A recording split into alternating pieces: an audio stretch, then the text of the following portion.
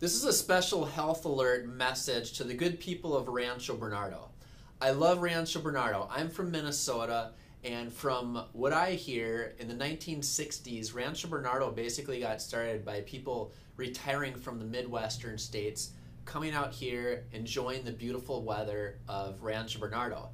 Now, RB is a great town. It's nice and close to the freeway. There's plenty of golf courses. It's very unique in that there's a lot of bigger corporate offices, buildings, and we're also really blessed to have good health care in this area. We got the new Scripps Clinic on Carmel Mountain Road. There's the Pomerado just over here in Poway. There's Sharpery Steely. There's Kaiser Permanente. And that's great. We have recreation and we have health care around here. Now, this is a specific message to the baby boomers of Rancho Bernardo, because boomers going in towards retirement, and that's how Rancho Bernardo is basically built. And most people, as they go into retirement, and by the way, an accountant across the hall had recently told me that half of the boomers are going into retirement within the next 5 years. And many of them are very concerned about how is managed care, how is the new Healthcare Reform Act going to affect their health care. And with your quality of life and your years in retirement, that's a really big deal that you sort of are proactive and you kind of think outside of the box for yourself so that you can be as productive as possible. Now, for most people, their health is important to them in their retirement years. And what I want to share with you is that if your aim is to be healthy or to be well during your retirement years, this message is exactly for you. And stop whatever you're doing and pay really, really, really close attention, because I'm going to share some ideas with you right now that are literally, if you absorb them and you put them into practice, I really, really believe this is a paradigm changer. This is life-changing, the information I'm going to share with you right now, okay?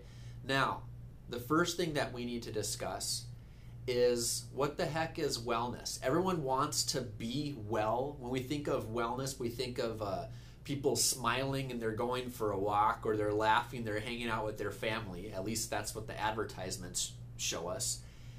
But, most people think that wellness is along the lines of take your calcium so that you're not osteoporotic.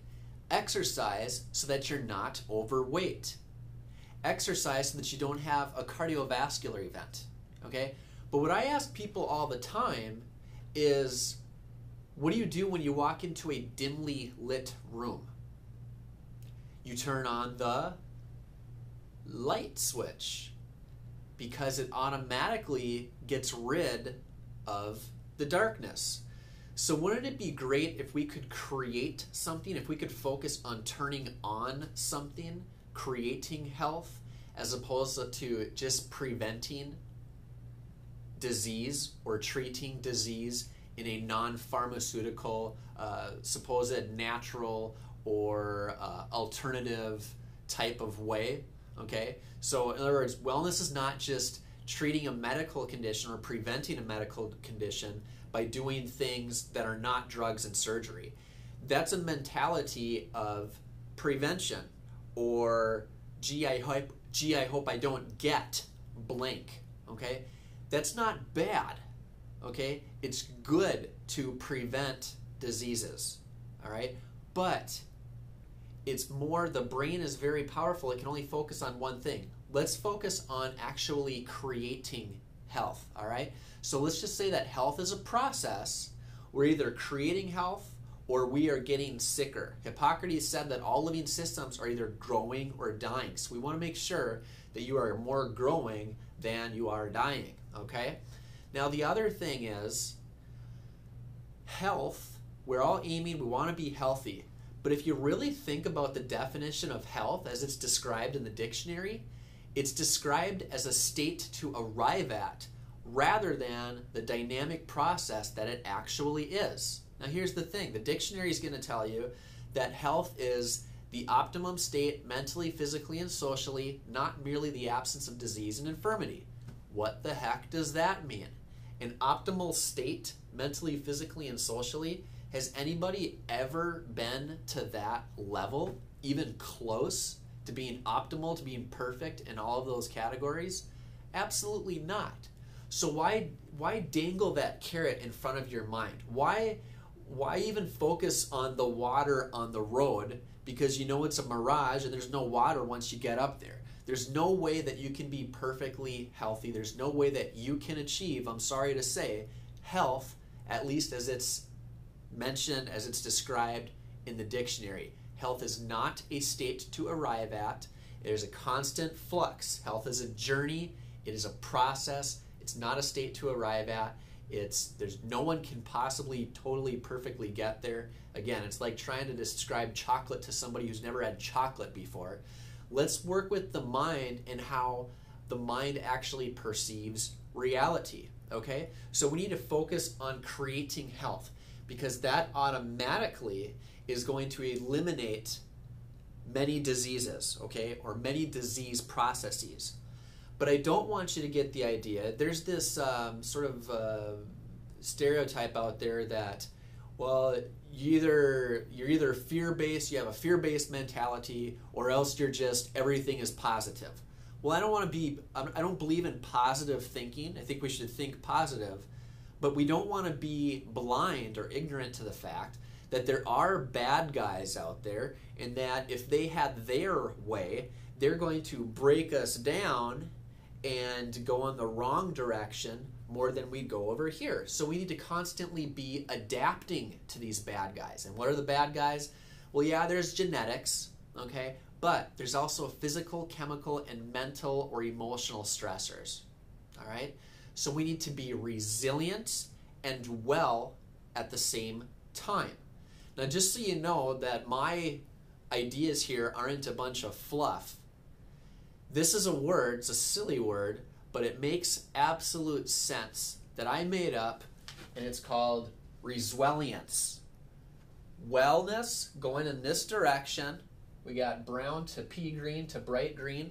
Well going in this direction, but also being resilient to the things that would break you down and go in that direction. Okay? Again, I don't really like the anti-aging movement, because studies show that 100 out of 100 people die, okay? You're gonna die, all right? But let's reverse engineer that. How do you want to live your retirement years? How do you want to function?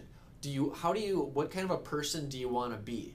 Do you want to be like some people, unfortunately, that you have known who spent the last 5 to 7 years of their life in this disease treatment or prevention of dying, basically keeping dead people alive, where they can't recognize their own kids and remember things and not have much of a quality of life?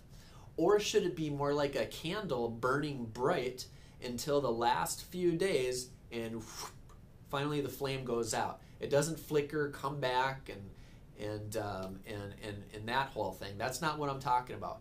I'm talking about living to your body's full function, full adaptability, so that you can get the most enjoyment out of your retirement years. And really where it's at, folks, is being resilient, doing what you can do to be as well as possible. John Wooden is a basketball coach from UCLA back in the 70s and 60s. And he said that success is the peace of mind that comes from knowing that you've done your best to become the best that you are capable of becoming. And I'm saying that resilience in terms of healthcare, and by the way, healthcare is a huge misnomer. Health is a hugely hijacked term. Healthcare is actually sick care or medical care in the health insurance world, and it's only going to pay for the treatment of certain diseases. It's not going to create health, okay? So you need to pay for yourself to get healthy, just like you need to pay for you to have a gym membership or drink bottled water, okay? So this is a different idea. Don't expect your health insurance to cover every aspect of your health care of your life. And, this idea, it's really a movement, okay? Health is a movement, and I'm trying to start a movement here in RB by getting the word out about this resilience and educating people that this is really where it's at, all right? Now, here's another thing. You'll notice that I have here, it's almost like a guy holding a big globe, okay? Now, what I want you to know is resilience is not going to be something that all of a sudden Blue Cross has changed their insurance policy, managed care, the government is coming out with a new thing, and now they want everyone to be resilient. That's not the case, okay? This is an individual thing. You need to educate yourself, which is good job, you're watching this video. And the other thing is, why do we have this here? Well, you remember that Atlas figure, the Greek Titan from mythology, holding the world on his shoulders? That is how I produce results in my clinic. I'm a chiropractor and our office is right across the street from the fire station. And I want to share a little bit with you now on how I do this, on how I create resilience in the body. Keep this in mind. The central nerve system controls everything in your body. The nerves control the glands, which produce the chemicals, which produce your body's performance in how you're able to respond to the different stressors that you face each and every day. All right? Now I'm going to show you a video, and if you'd like, give us a call. The number is on the DVD. If you like these ideas, I can talk about this for a couple of hours, along with 7 steps to resilience. Have a little manual on that. And I would like to speak for your civic group or your work, your organization, to help to increase productivity and prevent injuries and just to give you better experience in your retirement years, okay? So enjoy the video. If you like what you see, give us a call. There's no cost absolutely whatsoever for the initial evaluation. And I look forward to meeting you in the future. My name is Dr. Jim Petrick, and my staff is my lovely wife, Kim, and we're here to help you. So I'm going to show you a video now. Come on back with me here to the consultation room.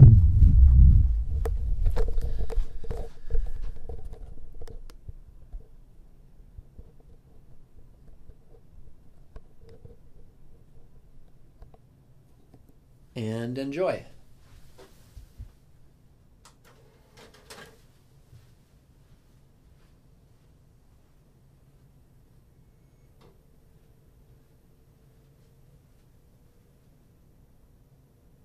Do you know what NUCA stands for? No, I wouldn't even try. I wouldn't even hazard a guess on that one. No idea. I have no idea. Nuclear weapons? An office or some kind of business. I don't think I could guess. Natural undercurrents cause cancer awareness. It's probably something to do with computers. Neurological, upper something, clavicle association. Was that pretty good? NUCA is not a widely known phrase, but what NUCA stands for is the National Upper Cervical Chiropractic Association. NUCA is a form of chiropractic care that uses a specific procedure focused on correcting a small misalignment of the neck. This subtle correction ultimately restores optimal balance to the entire spinal column. Because the spinal column protects the central nervous system that controls and coordinates all body functions, good spinal balance is critical to good health. Extensive research and clinical studies over many years have shown that improved body balance effectively reduces stress throughout the body and helps to relieve pain and tension. Even though the primary work is done in the neck, the correction affects the balance of the entire body. This is because the NUCA procedure subtly influences one of the highest control centers over body balance, the brainstem and central nervous system. The NUCA procedure essentially helps to get your head on straight.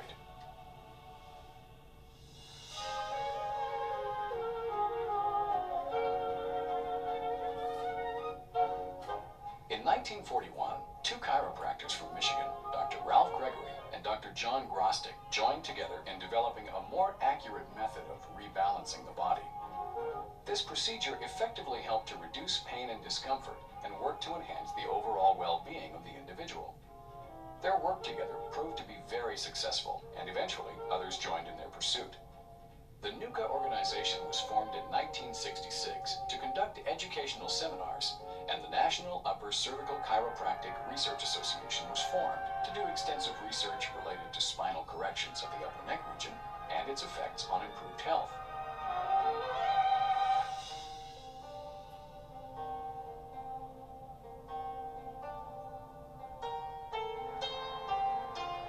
are many things that add stress to our spinal column. Motor vehicle accidents, a fall, lifting, sitting for too long. Even just the various stresses of day-to-day living can alter our body balance and produce pain and discomfort. After a significant stress or strain to the spinal column, the associated muscles will respond and tighten. The body and spinal column become distorted and less stable. With the spine now locked into a stressed position, every movement becomes an imbalanced movement.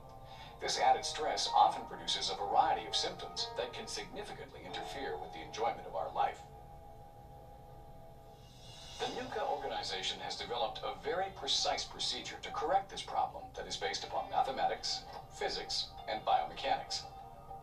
The first neck vertebra, also known as the atlas or C1, is a small donut-like ring located at the top of the spine. It is in close proximity to the brainstem, which is the part of the central nervous system responsible for controlling a number of vital body functions. One of these very important functions is the muscle balance of the spinal column. When the atlas is subjected to stress or injury, it can become partly misaligned in relation to the skull and the other vertebrae in the neck. We call this the atlas subluxation complex syndrome, or the ASC syndrome. Even a slight structural misalignment of the upper neck will result in a muscular response that shifts the body balance from normal and adds stress to the spinal column. By making these subtle adjustments to the neck, it is possible to reduce this misalignment and improve body balance. When you visit a NUCA doctor, an extensive evaluation process begins. Since the severity and type of each spinal misalignment is completely unique to the individual, the process begins by taking a detailed health history. This includes the chief complaints, the location of these symptoms in the body, how they began, and how long they've been present. Any other health problems, injuries, motor vehicle accidents, surgeries, along with other treatment programs, which include diagnostic tests and x-rays, are also evaluated and assessed. After this initial process, the doctor will begin the steps necessary in determining if your spinal column is significantly misaligned or out of balance.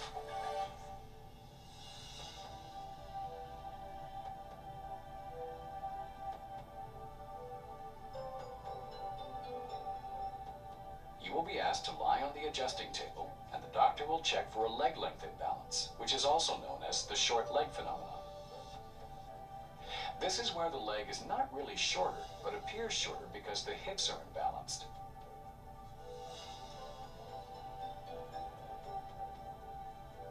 Precise measurements of your spinal balance are taken. These measurements are used to determine if you have a significant misalignment that would require a correction. They are also used to determine the progress of your spinal stability on follow-up visits and help in determining when another spinal correction is needed.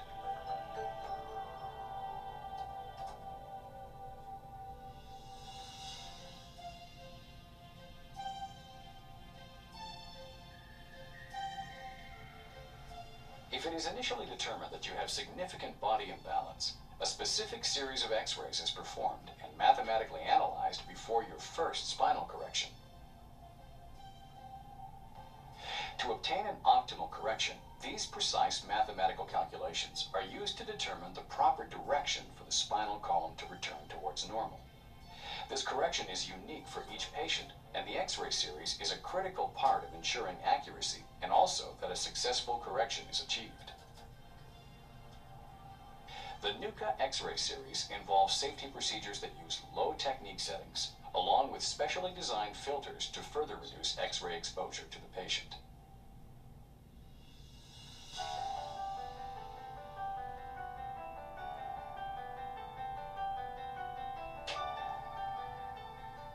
When it's time for your spinal adjustment, the doctor will have you lie on the adjusting table on your side and position your head in a very specific fashion.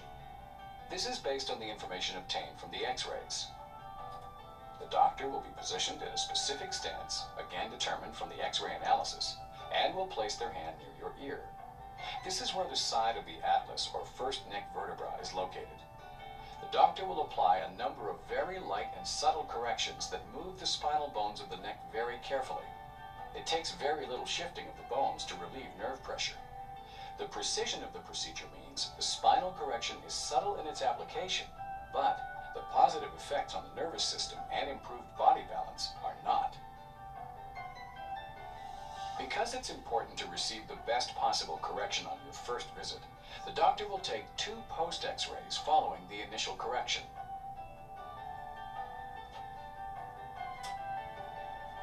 These post-X-ray films will show the doctor how the spine responded to the adjustment. This is typically done only after your first adjustment. If the X-ray measurements indicate that the correction was not optimal, the doctor will continue to readjust you until a favorable balance is achieved. We know that the better the spinal correction, the better the chance of recovery. Because each spinal correction and healing response is unique to the individual, you will be monitored closely with follow-up visits. These visits help ensure the spinal correction is maintained for as long as possible and the healing process continues.